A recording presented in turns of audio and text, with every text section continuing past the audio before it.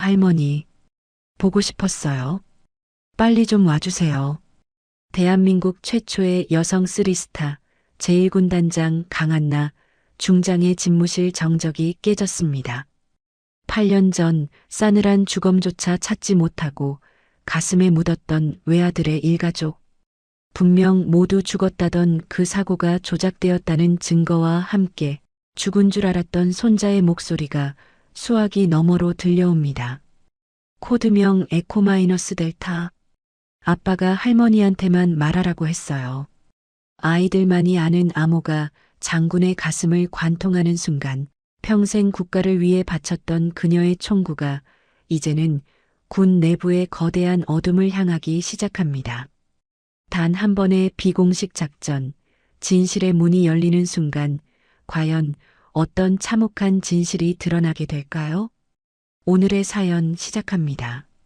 구독과 좋아요, 알림 설정은 다음 영상을 만드는 연료입니다. 멈추지 않도록 에너지를 채워주세요. 강한나는 집무실 책상 앞에 앉아 있었습니다. 오후 6시가 넘어가는 시각이었지만 그녀의 등은 여전히 곧게 펴져 있었어요. 62세의 나이가 무색하게 단정한 군복 차림새였죠. 책상 위에는 다음 달 훈련 계획서가 펼쳐져 있었답니다. 바로 그때였습니다. 책상 오른쪽 끝에 놓인 검은색 전화기가 울렸어요. 외부에는 알려지지 않은 직통 라인이었죠. 강한나는 서류에서 시선을 떼지 않은 채 수화기를 들었습니다. 여보세요. 잡음이 섞인 전화 너머로 떨리는 목소리가 들려왔어요. 할머니, 저예요. 강한나의 손이 굳었습니다. 펜이 책상 위로 떨어졌어요. 누구냐? 서준이요. 할머니 손자 서준. 심장이 세게 뛰기 시작했습니다. 강한나는 수화기를 꽉 쥐었어요. 지금 무슨 장난이냐? 서준이는 8년 전에 에코-델타. 그 순간 강한나의 온몸이 얼어붙었습니다. 에코-델타. 8년 전 아들이 직접 정해준 비상 암호였어요. 아들과 강한나 단둘만 알고 있던 코드였죠. 강한나는 재빨리 주변을 살폈습니다. 집무실 문이 닫혀 있는지 확인했어요. 그녀는 목소리를 낮췄답니다.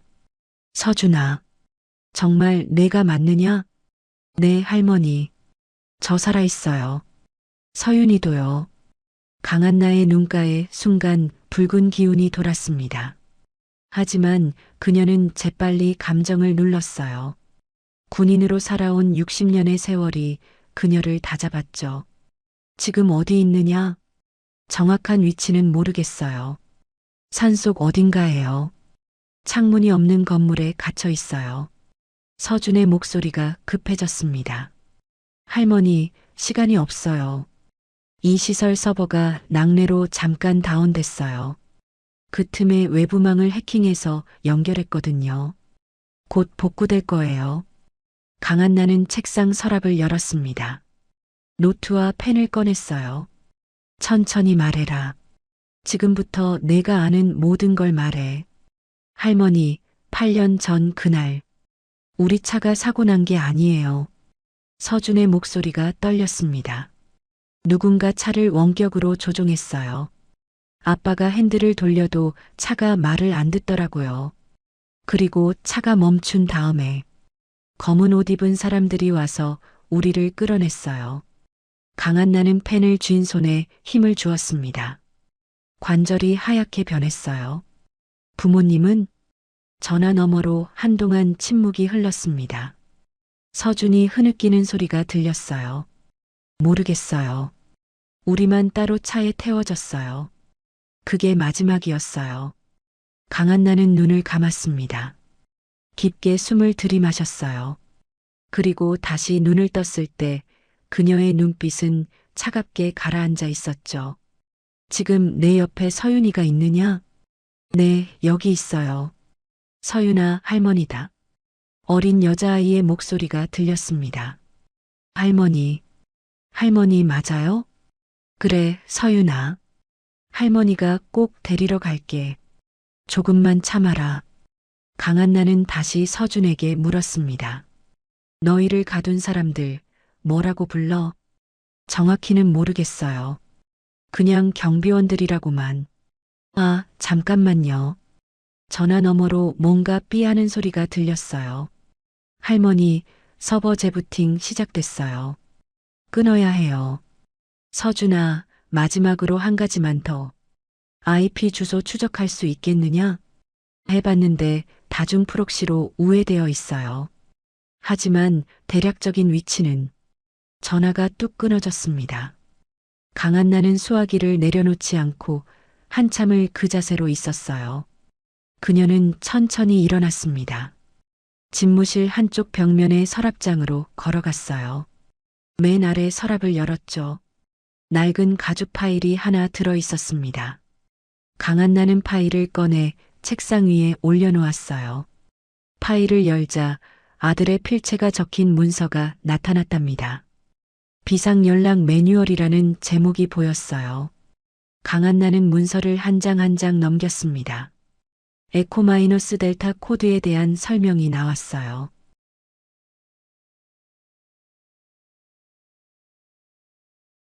그녀는 집무실을 천천히 둘러보기 시작했어요. 책장 뒤편, 에어컨 통풍구, 전화기 밑면을 하나씩 점검했답니다. 그리고 발견했습니다. 책상 아래쪽 모서리에 붙어 있는 작은 검은 물체를요. 도청 장치였어요. 강한나는 아무렇지 않은 표정으로 자리에 앉았습니다. 평소처럼 서류를 정리하기 시작했어요.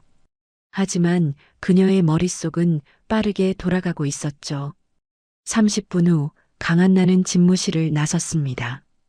복도를 지나 별관 통신실로 향했어요. 당직 사병이 경례를 했죠. 군단장님, 무슨 일이십니까? 정기 점검이다. 나가 있어라. 강한나는 통신실 문을 잠갔습니다.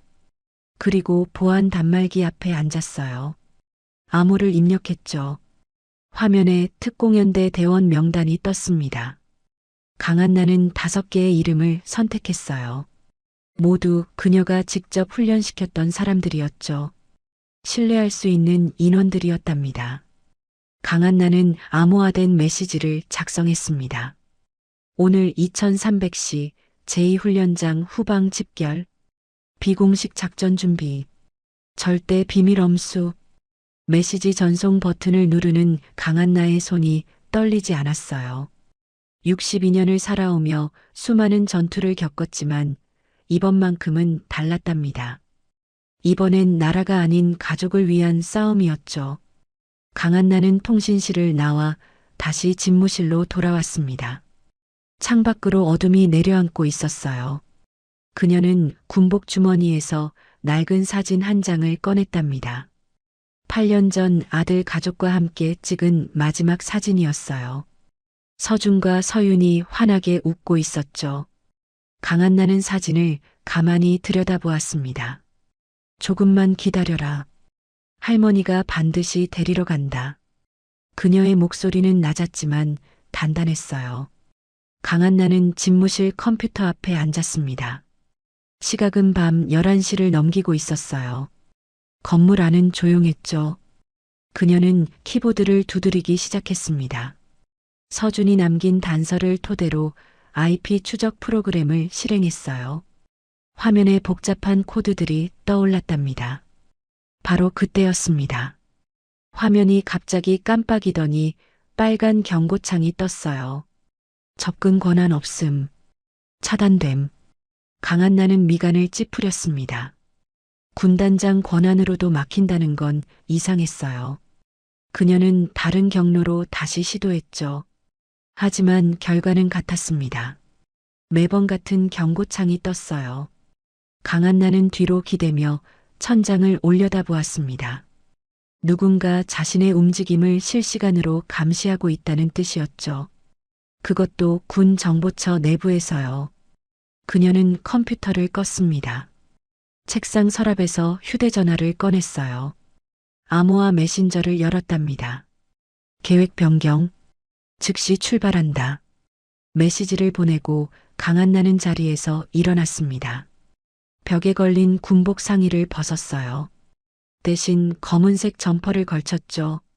30분 후 제2훈련장 후방이었습니다. 어둠 속에 5명의 남자가 서 있었어요. 모두 사복 차림이었죠. 강한나가 나타나자 그들이 일제히 고개를 숙였습니다. 군단장님, 오늘부터 계급은 없다. 나도 너희도 그냥 작전팀일 뿐이다. 강한나는 그들을 하나씩 바라보았어요. 지금부터 하는 일은 공식 명령이 아니다. 군 수뇌부 중 일부가 적일 수 있다. 위험하다. 지금이라도 빠지고 싶은 사람은 말해라. 아무도 움직이지 않았습니다. 좋다. 민간 차량 2대가 동쪽 후문에 대기 중이다. 야간 기동 훈련 명목으로 영해로 나간다. 가장 나이 많은 대원이 물었어요. 목적지는 어디입니까? 일단 북쪽으로 이동한다. 가면서 설명하겠다. 15분 후 검은색 SUV 2대가 부대 정문을 빠져나갔습니다. 초병이 경례를 했어요. 강한나는 뒷좌석에서 고개를 숙이고 있었죠. 차량이 시내를 벗어나 국도로 접어들었습니다.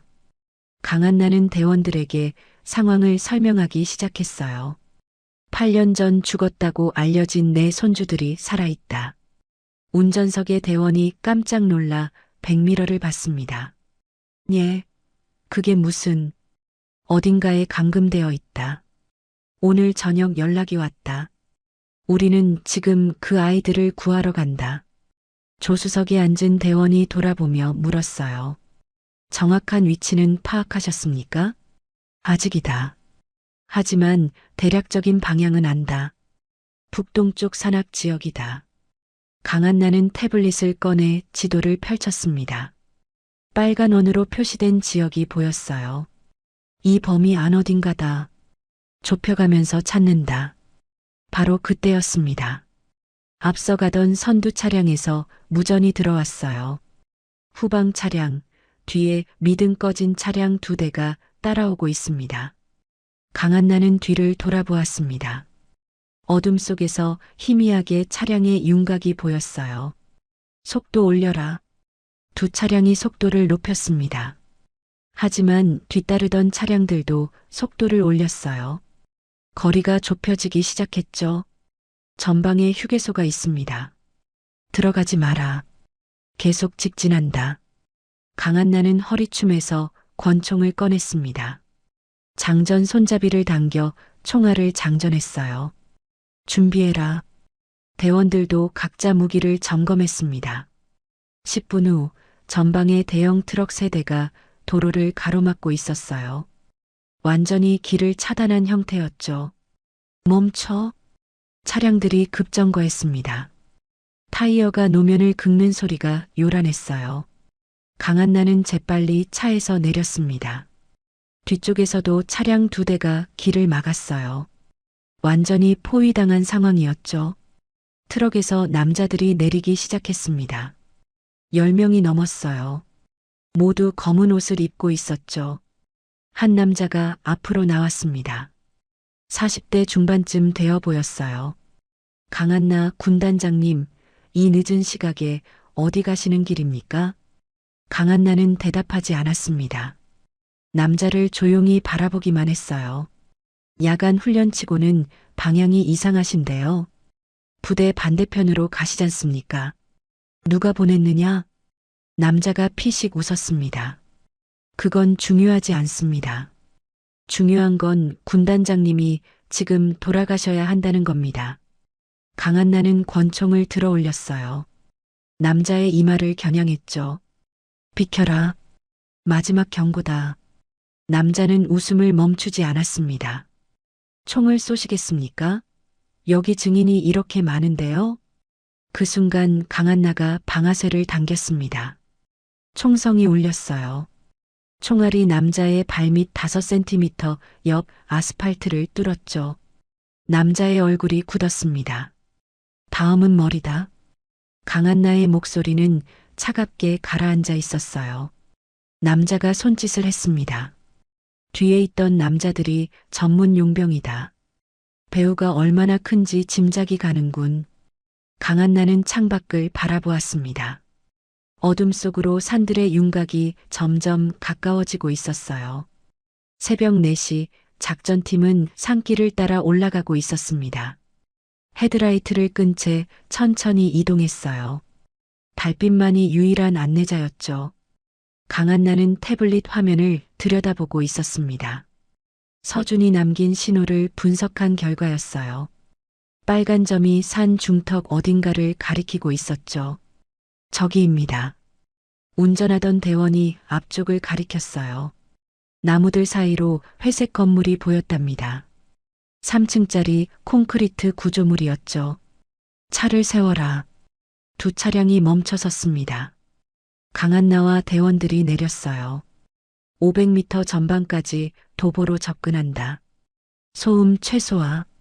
그들은 나무 사이로 몸을 숨기며 전진했습니다.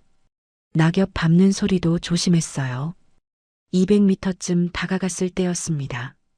강한나가 손을 들어 멈춤 신호를 보냈어요. 건물 앞에 경비 초소가 보였습니다. 2명의 남자가 담배를 피우고 있었어요. 허리춤에 권총이 차 있었죠. 강한나는 쌍안경을 꺼내 건물을 자세히 관찰했습니다. 1층 창문은 모두 철창으로 막혀 있었어요. 2층과 3층은 창문 자체가 없었죠. 완전히 요새로 만들어놨군. 그녀가 쌍안경을 내리려는 순간이었습니다. 건물 입구에서 한 남자가 걸어 나왔어요. 강한나의 손이 멈췄습니다. 쌍안경을 다시 눈에 갖다 댔죠. 남자의 얼굴이 확대되어 보였어요. 50대 중반의 각진 얼굴이었답니다. 강한나의 입에서 낮은 신음이 새어나왔습니다. 이재훈, 옆에 있던 대원이 물었어요. 아십니까? 8년 전 내 아들 사고를 조사했던 수사관이다. 강한나는 쌍안경을 내렸어요. 손이 미세하게 떨리고 있었죠. 그자가 단순 사고라고 결론 내렸다. 내가 믿었다. 그녀는 이를 악물었습니다. 처음부터 한패였던 거야. 증거를 조작하고 진실을 묻었어. 대원들도 긴장한 표정이었어요. 강한나는 다시 쌍안경을 들었습니다. 이재훈이 경비들에게 무언가 지시하고 있었어요. 그리고 건물 안으로 들어갔죠. 저 안에 아이들이 있다. 강한나의 목소리는 확신에 차 있었어요. 바로 그때였습니다.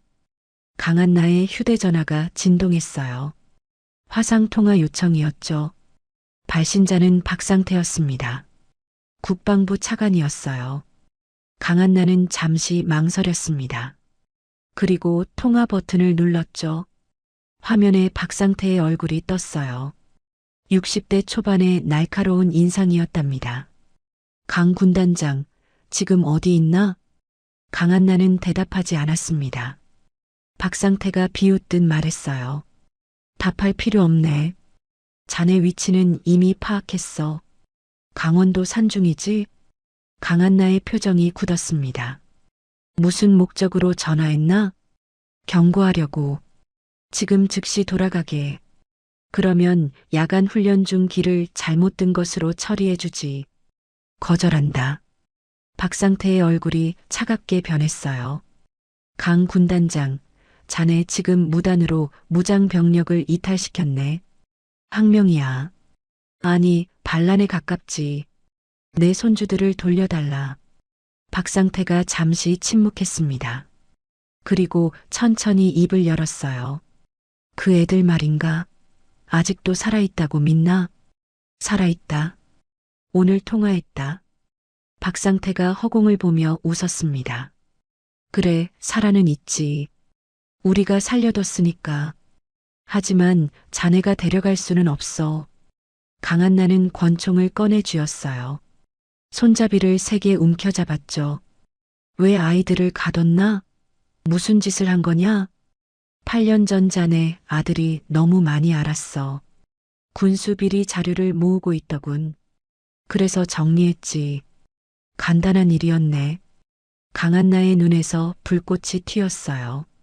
그래서 아이들까지 증거인멸용이었지. 그런데 애들이 뭘 알고 있을지 몰라서 일단 격리해뒀어. 보험이랄까? 박상태는 태연하게 말을 이었습니다. 지금 자네 주변에 헌병대가 포위망을 좁히고 있네. 10분 안에 도착할 거야. 강한나가 주변을 둘러보았어요. 대원들도 긴장한 표이었죠. 항명 혐의로 체포영장이 발부됐어. 저항하면 진압하라는 명령도 내려갔고 박상태가 화면 가득 얼굴을 들이밀었어요. 강 군단장, 자네는 끝났어. 순순히 나오면 최소한 군법회의는 받을 수 있게 해주지. 강한나는 화면을 똑바로 응시했습니다. 박상태, 잘 들어라. 그녀의 목소리는 낮고 단단했어요. 나는 저 건물에 들어간다. 내 손주들을 데리고 나온다. 누가 막아도 마찬가지다. 제정신인가? 자네 혼자 뭘 할 수 있겠어? 해보면 안다. 강한나가 통화를 끊으려 했어요. 박상태가 다급하게 소리쳤습니다. 잠깐, 자네 아들처럼 되고 싶나? 강한나의 손가락이 멈췄습니다.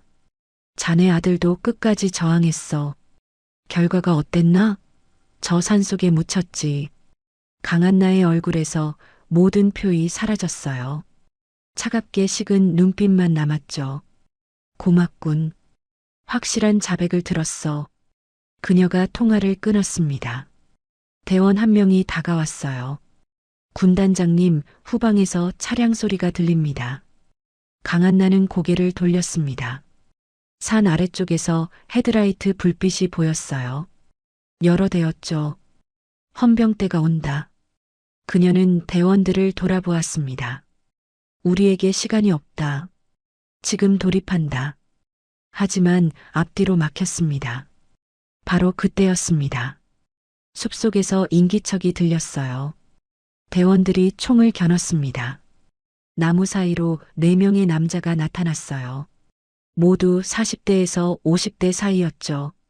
민간인 복장이었답니다. 강한나가 총을 들어 올렸습니다. 누구냐?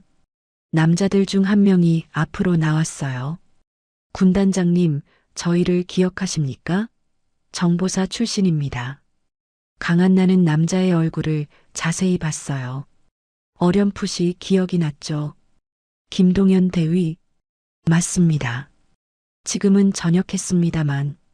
김동현이 고개를 숙였어요. 군단장님 아드님께서 저희를 도와주셨습니다. 8년 전 일입니다. 강한나의 눈빛이 흔들렸습니다. 무슨 말이냐? 아드님이 돌아가시기 직전 저희에게 데이터를 하나 맡기셨습니다. 만약의 사태를 대비해서라고 하셨죠. 김동현이 USB를 꺼냈어요. 이 안에 군수비리 관련 모든 증거가 들어 있습니다. 저희는 8년간 이걸 지켜왔습니다. 강한나는 USB를 받아들었습니다. 손이 떨렸어요. 왜 이제야? 때를 기다렸습니다. 혼자서는 안 되니까요. 하지만 오늘 군단장님이 움직이셨습니다. 이제 함께 싸울 수 있습니다. 강한나는 USB를 주머니에 넣었어요. 그리고 김동현의 어깨를 잡았죠. 고맙다. 김동현이 웃었습니다. 이제 저 요새를 부수러 가시죠. 강한나는 USB를 군복 안주머니 깊숙이 넣었습니다. 김동현과 그의 동료들이 옆에 섰어요. 이제 인원은 총 9명이었죠. 헌병대가 5분 안에 도착합니다. 대원 한 명이 보고했어요. 강한나는 건물을 다시 바라보았습니다. 시간이 없었어요. 돌입계획을 세운다. 하지만 내부 구조를 모른다. 김동현이 말했습니다. 저희가 3개월간 이 주변을 정찰했습니다. 외부 구조는 파악했습니다만 바로 그때였습니다. 강한나의 휴대전화가 진동했어요. 문자 메시지였죠. 발신자는 알 수 없는 번호였습니다. 강한나가 메시지를 열었어요. 첨부 파일이 하나 있었답니다. 할머니 서준입니다. 내부 구조도 보냅니다. 강한나는 숨을 멈췄습니다. 파일을 열자 건물 내부 도면이 나타났어요. 각 층의 구조가 상세하게 그려져 있었죠. 또 다른 메시지가 왔습니다. CCTV 해킹했어요. 지금 경비 배치도 보냅니다. 두 번째 파일이었어요. 건물 각 층에 빨간 점들이 찍혀 있었답니다. 경비 인원의 위치였죠. 1층 현관 2명, 계단 입구 1명, 2층 복도 3명, 3층 없음.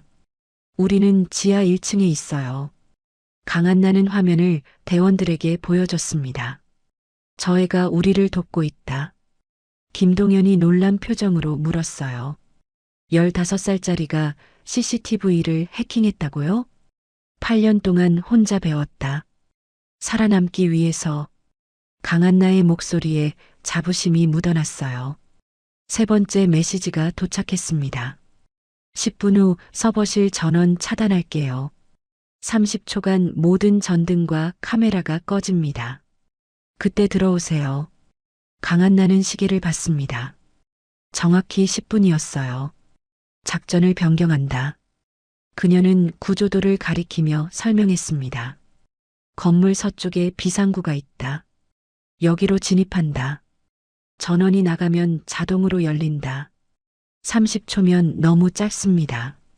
충분하다. 들어가서 계단으로 직행한다. 지하까지 2층만 내려가면 된다. 강한나는 인원을 둘로 나눴어요. 김동현 팀은 건물 정면을 견제한다. 헌병대가 오면 최대한 시간을 벌어라. 알겠습니다. 나머지는 나와 함께 돌입한다. 대원들이 고개를 끄덕였습니다. 강한나는 다시 시계를 봤어요. 7분 남았죠. 그들은 조용히 건물 서쪽으로 이동했습니다. 비상구가 보였어요. 철문이었답니다. 강한나는 문 옆에 붙어 섰습니다. 대원 셋이 그녀 뒤에 섰어요.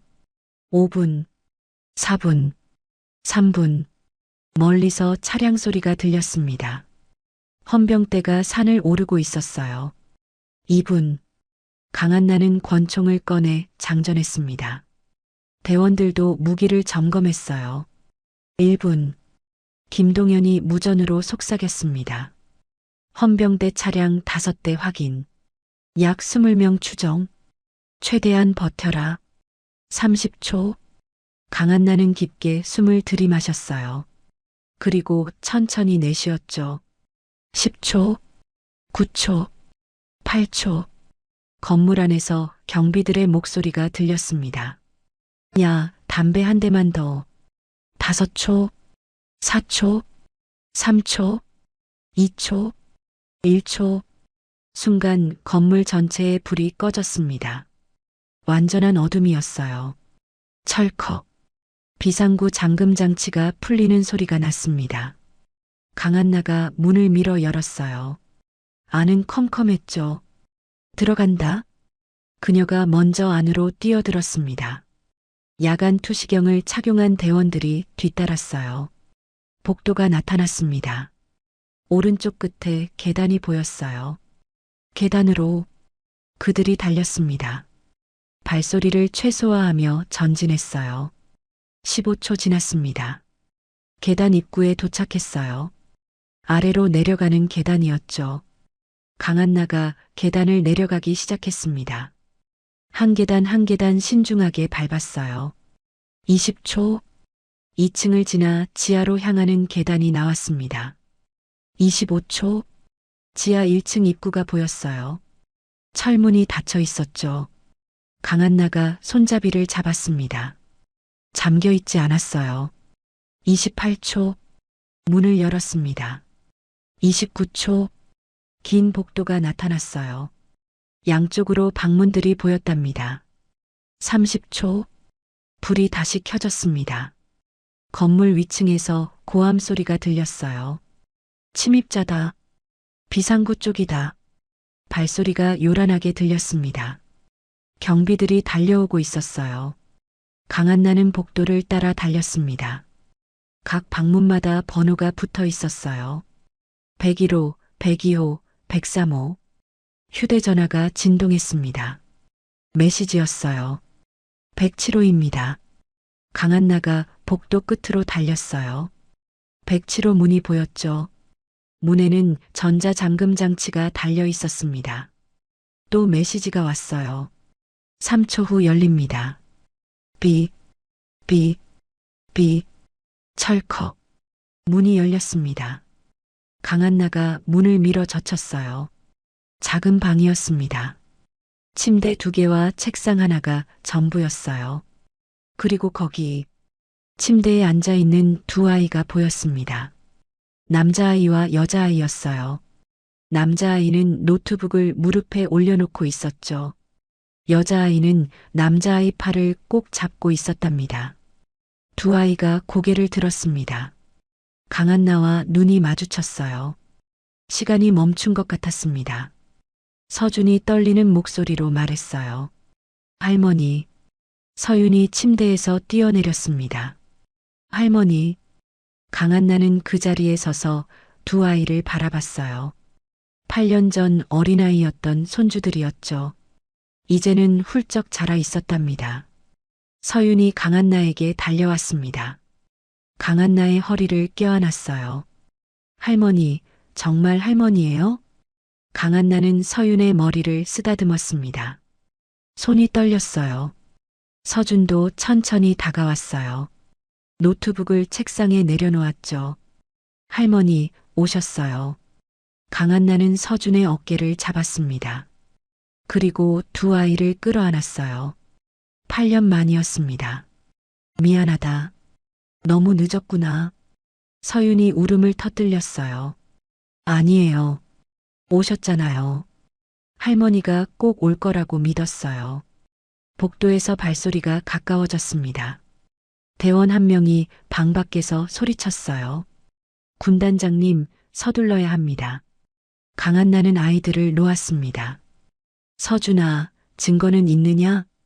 서준이 주머니에서 마이크로 SD 카드를 꺼냈어요. 여기 다 있어요. 8년 동안 모은 거예요. 강한나가 카드를 받았습니다. 잘했다. 그녀는 2아이의 손을 잡았어요. 이제 나가자. 할머니가 지켜줄게.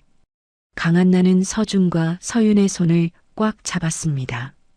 복도로 나섰어요. 대원들이 양쪽을 경계하고 있었죠. 계단으로 이동한다. 그들이 복도를 달리기 시작했습니다.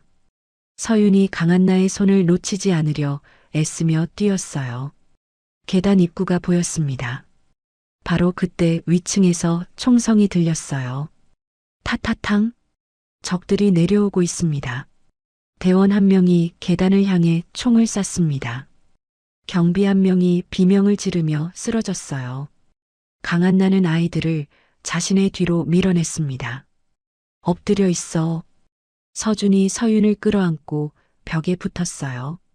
강한나가 계단을 향해 권총을 발사했습니다. 탕, 탕, 총알이 계단 난간에 박혔어요. 위로 올라간다. 지상으로 나간다. 대원들이 먼저 계단을 올라가며 어모 사격을 했습니다. 강한나는 아이들을 일으켰어요. 뛰어. 서준이 서윤의 손을 잡고 계단을 올랐습니다. 강한나가 뒤에서 따라갔어요. 1층에 도착했습니다. 현관 쪽에서 경비들이 몰려오고 있었어요. 비상구로. 그들이 방향을 틀었습니다. 복도를 따라 서쪽 비상구로 달렸어요. 뒤에서 총성이 계속 들렸습니다. 대원 한 명이 다리를 막고 비틀거렸어요. 괜찮습니다. 계속 가십시오. 비상구 문이 보였습니다. 강한나가 문을 밀어 열었어요. 바깥 공기가 얼굴을 때렸습니다. 새벽 하늘이 희미하게 밝아오고 있었어요. 차량으로. 김동현이 무전으로 외쳤습니다. 헌병대와 교전 중입니다. 서두르십시오. 총소리가 사방에서 들렸어요. 건물 앞쪽에서 김동현 팀과 헌병대가 싸우고 있었죠. 강한나는 아이들을 데리고 숲속으로 뛰었습니다. 나무 사이로 몸을 숨기며 이동했어요. 100m쯤 달렸을까요? SUV 2대가 서 있는 곳에 도착했습니다. 서준과 서윤이 뒷좌석에 올랐어요. 강한나가 그 옆에 탔죠. 대원들이 차량에 올라타기 시작했습니다. 김동현이 마지막으로 뛰어왔어요. 총을 쏘며 후퇴하고 있었답니다. 출발하십시오. 엔진이 굉음을 냈습니다. 차량이 출발하려는 순간이었어요. 건물에서 이재훈이 뛰어나왔습니다. 손에 무전기를 들고 소리쳤어요. 놓치지 마. 저들을 막아. 헌병대 차량 2대가 추격을 시작했습니다. 강한나는 뒤를 돌아봤어요. 그리고 서준과 서윤을 바라보았답니다. 두 아이는 숨을 헐떡이고 있었습니다. 얼굴은 창백했지만 눈빛은 살아있었어요. 강한나가 서윤의 머리를 쓰다듬었습니다. 무섭지? 서윤이 고개를 저었어요. 아니에요. 할머니가 있잖아요. 강한나의 가슴이 뜬거워졌습니다. 서준이 창밖을 보며 말했어요. 뒤에서 따라오고 있어요. 강한나는 조수석 대원에게 말했습니다. 속도 올려라. 국도로 나가면 따돌릴 수 있다. 차량이 산길을 내려갔어요. 굽이굽이 돌며 속도를 냈죠. 10분쯤 달렸을 때였습니다. 국도가 보이기 시작했어요. 강한나는 아이들을 다시 봤습니다. 서준이 마이크로 SD카드를 만지작거리고 있었어요. 서준아, 그 안에 뭐가 들어있느냐? 거래 내역이요. 누가 누구한테 돈을 받았는지, 어떤 무기를 샀는지 전부 다요. 서준은 계속 말했습니다. 저희가 갇혀있던 8년 동안 계속 들었어요. 그 사람들이 전화하는 거, 회의하는 거 전부요. CCTV로 다 봤거든요. 힘들었겠구나. 서윤이 강한나의 팔을 잡았어요. 할머니, 엄마 아빠는요? 강한나의 표정이 굳었습니다. 무어라 대답해야 할지 몰랐어요. 서준이 동생의 손을 잡았습니다. 서윤아, 우리 엄마 아빠 못 와. 왜? 돌아가셨어. 8년 전에. 서윤의 눈에서 눈물이 흘러내렸어요. 강한나는 두 아이를 끌어안았습니다. 미안하다. 할머니가 지켜주지 못했구나. 서준이 강한나의 어깨에 얼굴을 묻었어요. 할머니 잘못 아니에요. 나쁜 사람들이 그런 거예요. 강한나는 아무 말도 할 수 없었습니다. 8년 동안 참아온 감정이 목구멍까지 차올랐어요. 차량이 국도에 진입했습니다. 추격하던 헌병대 차량은 보이지 않았어요. 운전하던 대원이 말했습니다. 따돌린 것 같습니다. 강한나는 고개를 끄덕였어요. 안전한 곳으로 이동한다. 김동현 들리나? 무전기에서 김동현의 목소리가 들렸습니다. 여기 김동현입니다. 저희도 빠져나왔습니다. 합류 지점은 30km 전방 휴게소에서 만나시죠. 알았다. 강한나는 무전기를 내려놓았습니다. 그리고 창밖을 바라봤어요. 해가 떠오르고 있었습니다. 오렌지빛 햇살이 산등성이를 물들이고 있었어요. 서윤이 작은 목소리로 물었습니다. 할머니, 이제 집에 가요? 강한나는 서윤의 손을 꼭 잡았어요. 아직은 안 돼. 조금 더 참아야 한다. 왜요? 나쁜 사람들이 아직 우리를 찾고 있어. 안전해지면 그때 집에 가자. 서준이 말했습니다. 할머니, 이 SD 카드 어떻게 할 거예요? 강한나는 카드를 받아들었어요. 작은 플라스틱 조각이었지만 무게가 느껴졌답니다. 이걸로 싸운다. 진실을 밝히고 너희를 가둔 놈들을 잡는다. 서준이 고개를 끄덕였어요. 할머니라면 할 수 있어요. 강한나는 서준의 머리를 쓰다듬었습니다. 8년 전 어린아이였던 손자가 이제는 의젓해져 있었어요. 차량이 계속 달렸습니다. 뒷좌석에서 서윤이 강한나의 어깨에 기대 잠들었어요. 8년 만에 느껴보는 안정감이었죠. 강한나는 조용히 창밖을 바라봤습니다. 아직 끝나지 않았어요. 더 큰 싸움이 남아 있었답니다. 하지만 이제 혼자가 아니었습니다. 손주들이 살아 돌아왔어요. 그것만으로도 충분한 이유였죠. 강한나는 권총을 꺼내 탄창을 확인했습니다. 총알이 5발 남아 있었어요. 조금만 더 버텨라. 그녀는 스스로에게 말했습니다. 차량은 동쪽 하늘을 향해 달려갔어요. 새로운 아침이 시작되고 있었답니다. 휴게소에 2팀이 합류했습니다. 주차장 구석진 곳에 차량 4대가 모였어요. 강한나는 서윤을 차 안에 눕혔습니다. 아이는 여전히 잠들어 있었어요. 김동현이 다가왔습니다. 이마에 찰과상이 있었어요. 부상자는 경상 2명입니다. 작전 수행에는 문제 없습니다. 강한나는 고개를 끄덕였어요. 그리고 대원들을 둘러봤죠. 9명 모두 지쳐 보였습니다. 하지만 눈빛만은 살아있었어요. 수고했다. 잠깐 쉬어라. 대원들이 흩어졌습니다. 강한나는 휴게소 건물로 걸어갔어요. 화장실에 들어가 세면대에 찬물을 받았답니다. 얼굴을 씻었어요. 거울을 봤죠. 62세 여자의 얼굴이 비쳤습니다. 주름진 이마, 깊게 팬 눈가였어요. 하지만 눈빛만은 예전 그대로였답니다. 강한나는 물기를 닦았습니다. 주머니에서 SD 카드를 꺼냈어요. 작은 플라스틱 조각. 하지만 이 안에 8년간의 진실이 담겨 있었죠. 누군가 화장실 문을 열고 들어왔습니다. 강한나는 재빨리 카드를 주머니에 넣었어요. 김요원이었습니다. 30대 후반의 특공대원이었어요. 강한나가 직접 선발한 인원이었죠. 군단장님, 무슨 일인가? 김요원은 잠시 망설였습니다. 말씀드릴 게 있습니다. 말해보게. 김요원이 한 걸음 다가왔어요. 이 작전 성공할 수 있을까요? 강한나는 김요원을 똑바로 봤습니다. 왜 그런 질문을 하나? 우리를 막는 건 조폭이 아닙니다. 국가 권력입니다. 헌병대까지 동원됐어요. 그래서 김요원의 목소리가 낮아졌어요. 우리가 이길 수 있을까요? 군단장님 한 분으로 저 거대한 조직을 막을 수 있을까요? 강한나는 대답하지 않았습니다. 김요원을 계속 바라보기만 했어요. 김요원이 고개를 숙였습니다. 죄송합니다. 쓸데없는 질문이었습니다. 그가 돌아서 나갔어요. 강한나는 혼자 남았습니다. 거울 속 자신을 다시 봤어요. 이길 수 있을까? 그녀도 확신할 수 없었답니다. 하지만 물러설 수는 없었어요.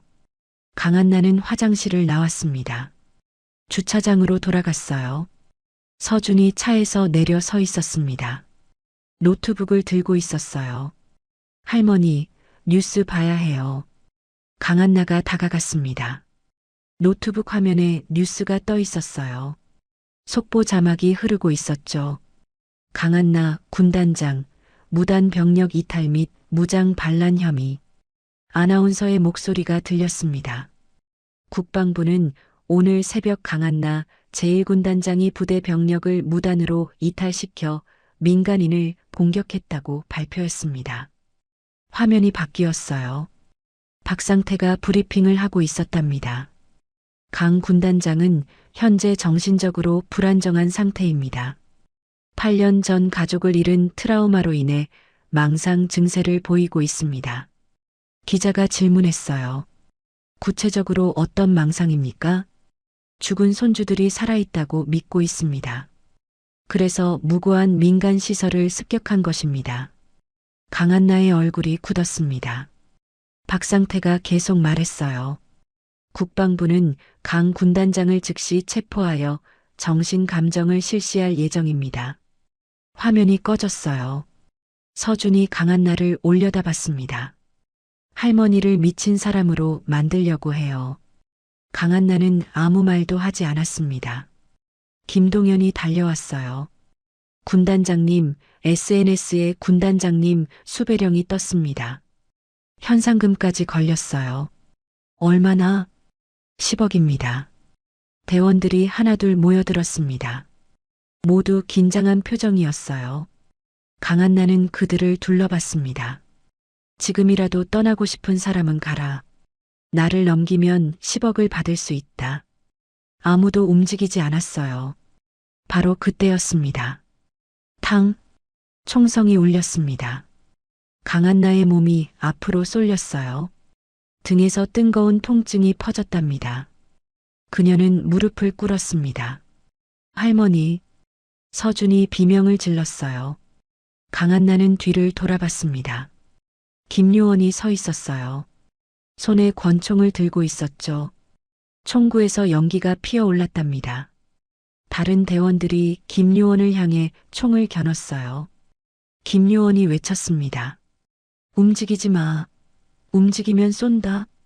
그는 강한나를 향해 총을 겨눴어요. 군단장님 죄송합니다. 저도 가족이 있습니다. 10억이면 아이들 대학까지 보낼 수 있어요. 강한나는 복부를 움켜쥐었습니다. 손에서 피가 흘러나왔어요. 김동현이 소리쳤습니다. 이 새끼가. 김요원이 방아쇠를 당기려 했어요. 바로 그때 차량 여러 대가 주차장으로 들어왔습니다. 검은색 SUV 5대였어요. 차에서 무장한 남자들이 쏟아져 나왔습니다. 박상태의 사병들이었죠. 김요원이 그들을 향해 손을 들었어요. 여기 있습니다. 강한나 여기 있어요. 남자들이 포위망을 좁혀왔습니다. 서준이 강한나를 부축했어요. 서윤이 차에서 뛰어내려 울며 달려왔답니다. 할머니, 할머니. 강한나는 두 아이를 자기 뒤로 밀었습니다. 피를 흘리면서도 아이들을 막아섰어요. 헬기 소리가 들렸습니다. 하늘에서 헬기 한 대가 내려오고 있었어요. 헬기가 주차장에 착륙했습니다. 문이 열렸어요. 박상태가 내렸습니다. 양복 차림이었어요. 여유로운 표정이었죠. 그는 천천히 걸어왔습니다. 강한나 앞에 섰어요. 강 군단장, 이제 끝이네. 강한나는 피를 토하며 박상태를 올려다봤습니다. 박상태가 손을 내밀었어요. SD 카드 내놔. 그리고 저 애들도. 강한나는 대답하지 않았습니다. 박상태가 강한나의 복부를 발로 찼어요. 으윽. 강한나가 쓰러졌습니다. 피가 더 많이 흘러나왔어요. 서준과 서윤이 비명을 질렀습니다. 할머니, 할머니. 두 아이가 강한나를 붙잡고 울었어요. 서윤의 손이 피로 물들었답니다. 박상태가 비웃었습니다. 감동적이군. 하지만 소용없어. 그가 부하들에게 손짓했어요. 저 애들 데려와. 남자 둘이 다가왔습니다. 서준과 서윤을 끌어내려 했어요. 강한나가 마지막 힘을 짜내 일어났습니다. 두 아이를 자기 몸으로 가렸어요. 안 돼. 박상태가 다시 강한나를 밀쳤습니다. 강한나는 바닥에 고꾸라졌어요. 의식이 흐려지기 시작했습니다. 서준과 서윤의 울음소리가 멀어져 갔어요. 강한나의 손이 주머니를 더듬었습니다. 거기에 작은 버튼이 있었어요. 비상전송 장치였답니다. 강한나는 마지막 힘을 다해 버튼을 눌렀습니다. 버튼을 누르는 순간 강한나의 가슴 주머니에서 작은 불빛이 들어왔습니다. 빨간색 LED였어요. 녹화가 시작된 거였죠. 박상태는 그걸 눈치채지 못했습니다. 여전히 강한나를 내려다보며 비웃고 있었어요. 이제 포기해. 자네는 졌어. 강한나는 피를 흘리며 박상태를 봤습니다. 입가에 미소가 번졌어요. 아직 안 끝났다. 박상태가 미간을 찌푸렸습니다. 뭐? 강한나가 가슴 주머니를 가리켰어요. 거기 작은 카메라가 달려 있었답니다. 지금 다 찍히고 있어. 내가 한 말, 한 행동 전부. 박상태의 얼굴이 굳었습니다. 그게 무슨... 그리고 지금 실시간으로 전송되고 있지. 국방부 메인 서버로, 그리고 언론사 5곳으로. 박상태가 강한나의 주머니를 뒤졌어요. 소형 송신기가 나왔죠. 화면에는 빨간 글씨가 떠 있었습니다. 전송 중 -87%. 박상태가 송신기를 바닥에 내동댕이 쳤어요. 발로 짓밟았죠. 하지만 이미 늦었습니다. 전송 완료 -100%. 박상태의 휴대전화가 울렸어요. 그는 전화를 받았답니다. 예, 차관입니다. 전화 너머로 다급한 목소리가 들렸어요. 차관님, 지금 포털 사이트 메인에 영상이 떴습니다. 박상태가 자신의 휴대전화를 확인했습니다. 화면에 영상이 재생되고 있었어요. 강한나를 발로 차는 장면이었죠. 그리고 아이들을 끌어가려는 장면이었답니다. 댓글이 폭발적으로 달리고 있었어요. 이게 뭐야? 국방부 차관이 저러고 있어? 저 애들은 누구야? 강한나 군단장 미친 거 아니었잖아.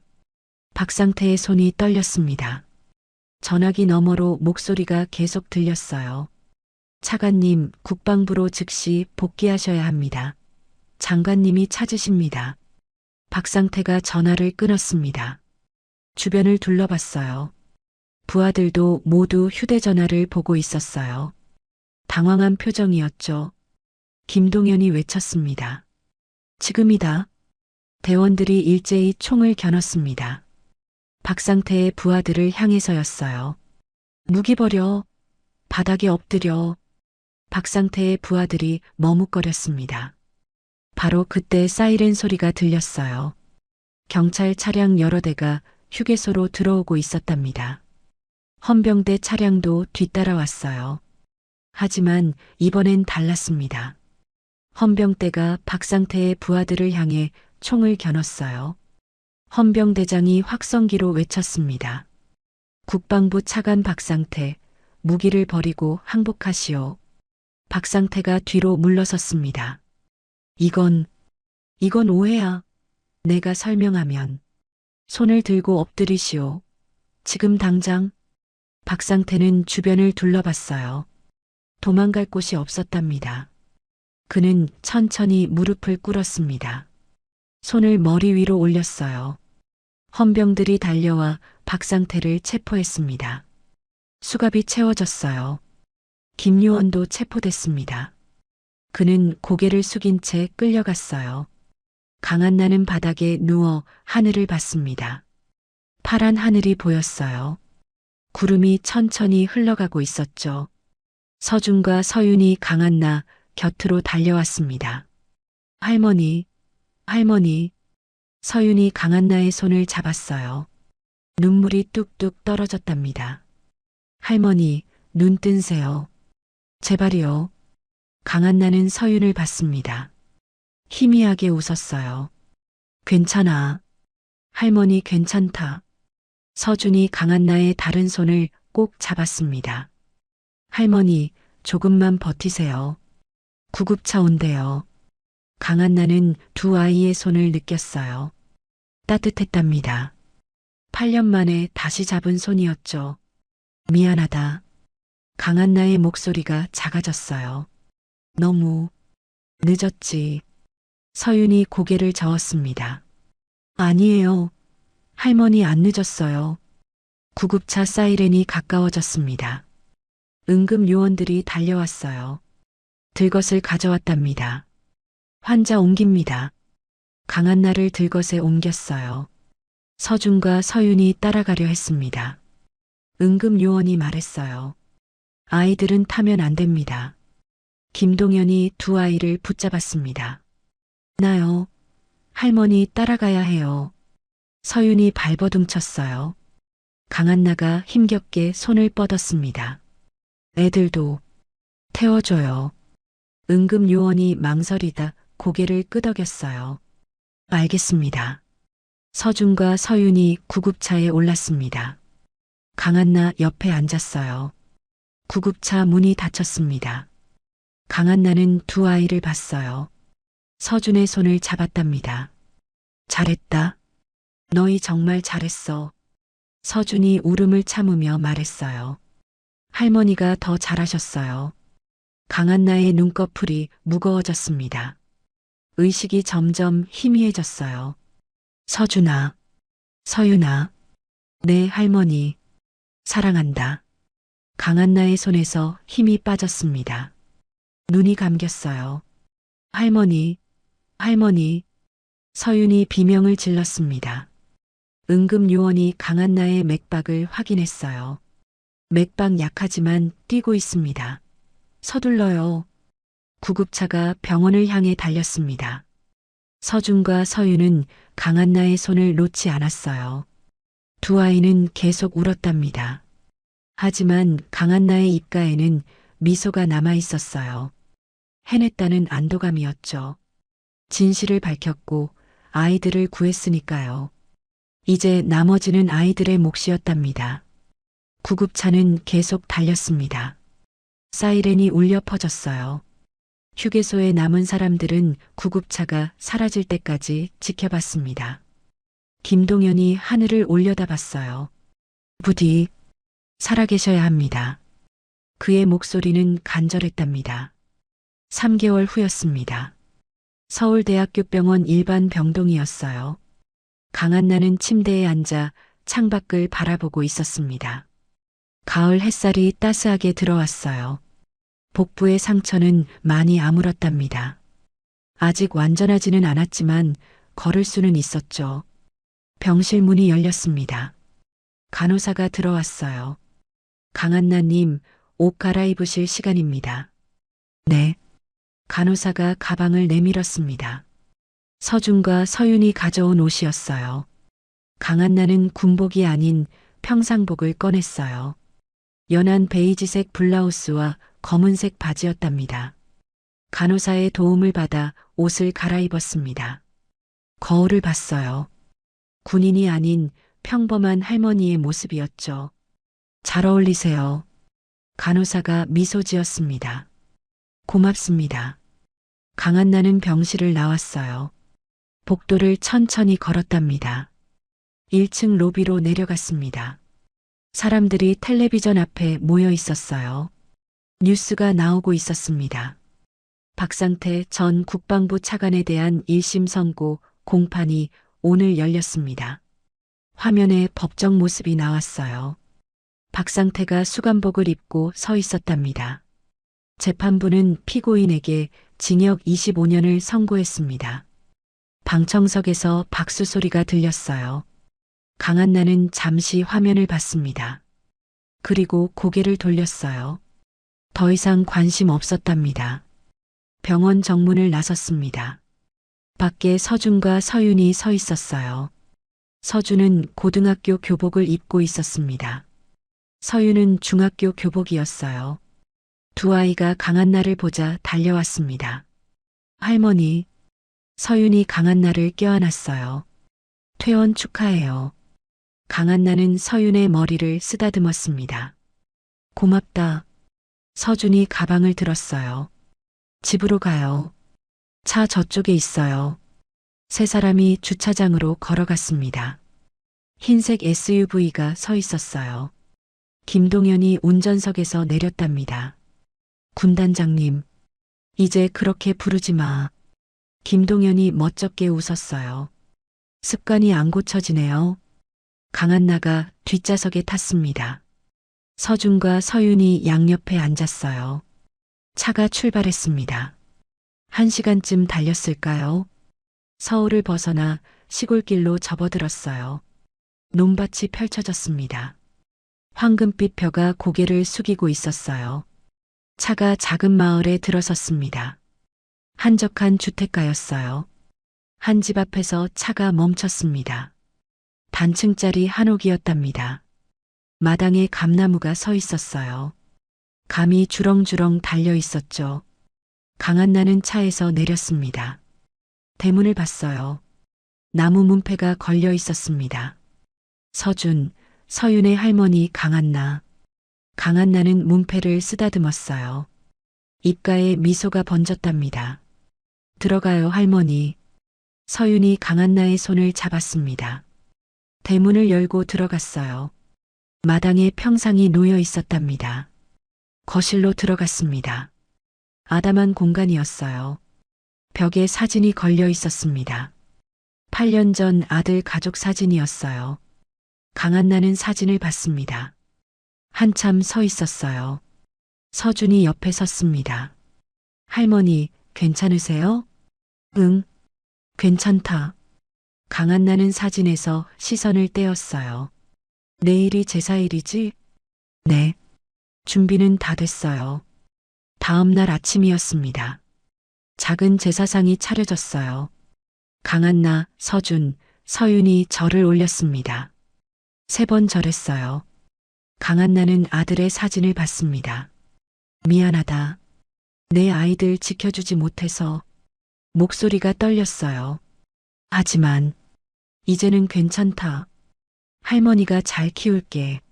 서준이 강한나의 어깨를 잡았습니다. 아빠도 그러길 바라실 거예요. 강한나는 고개를 끄덕였어요. 제사를 마치고 마당으로 나왔습니다. 평상에 나란히 앉았어요. 노을이 지고 있었습니다. 하늘이 붉게 물들었어요. 서윤이 강한나에게 기댔습니다. 할머니, 이제 계속 여기서 살아요? 그래. 할머니는 이제 군인이 아니야. 그냥 너희 할머니야. 서준이 물었어요. 학교는 어때? 적응 잘 되니? 네. 친구들도 좋아요. 서윤도 고개를 끄덕였습니다. 저도요. 선생님이 착해요.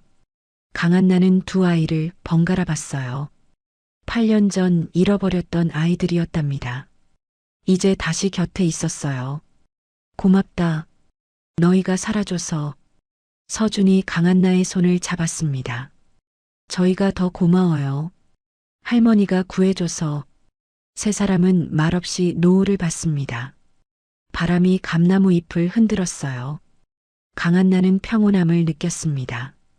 62년 인생에서 처음 느껴보는 평화였어요. 더 이상 군단장이 아니었죠. 계급장도 없었답니다. 그저 손주들과 함께 사는 할머니였어요. 그걸로 충분했습니다. 해가 완전히 졌습니다. 별이 하나둘 떠올랐어요. 서윤이 하품을 했습니다. 졸려요. 들어가서 자자. 세 사람이 일어났습니다. 거실로 들어갔어요. 강한나는 두 아이의 방을 확인했습니다. 이불을 덮어줬어요. 잘 자거라. 할머니도 편히 주무세요. 강한나는 자신의 방으로 갔습니다. 침대에 누웠어요. 천장을 봤습니다. 달빛이 창문으로 들어왔어요. 강한나는 눈을 감았습니다. 오랜만에 편안한 잠이었답니다. 악몽은 없었어요. 8년 동안 시달렸던 악몽은 사라졌죠. 이제 새로운 꿈을 꿀 수 있었습니다. 손주들과 함께하는 평범한 내일의 꿈이었어요. 강한나는 그렇게 잠들었습니다. 달은 계속 떠 있었어요. 마을은 고요했답니다. 작은 한옥 지붕 위로 별빛이 쏟아졌습니다. 긴 싸움이 끝났어요. 이제 평화로운 시간이 시작되고 있었답니다. 62세 할머니 군단장 강한나의 이야기 어떠셨나요? 8년 동안 죽은 줄 알았던 손주들이 살아있다는 한 통의 전화. 그 전화 한 통이 할머니를 다시 전장으로 이끌었습니다. 군 수뇌부의 배신, 용병들의 추격, 그리고 내부의 총구까지. 강한나는 모든 것을 감수하며 오직 한 가지만을 생각했습니다. 내 손주들을 지켜내겠다는 굳은 의지였죠. 마침내 아이들을 구해낸 강한나는 더 이상 군단장이 아닙니다. 이제 그녀는 서준과 서윤의 할머니로 평범한 일상을 살아갑니다. 계급장보다 소중한 것, 권력보다 중요한 것. 그것은 바로 가족이었습니다. 진실은 반드시 밝혀집니다. 그리고 정의는 언젠가 승리합니다. 구독과 좋아요로 내일 또 만나요. 오늘도 시청해 주셔서 감사합니다.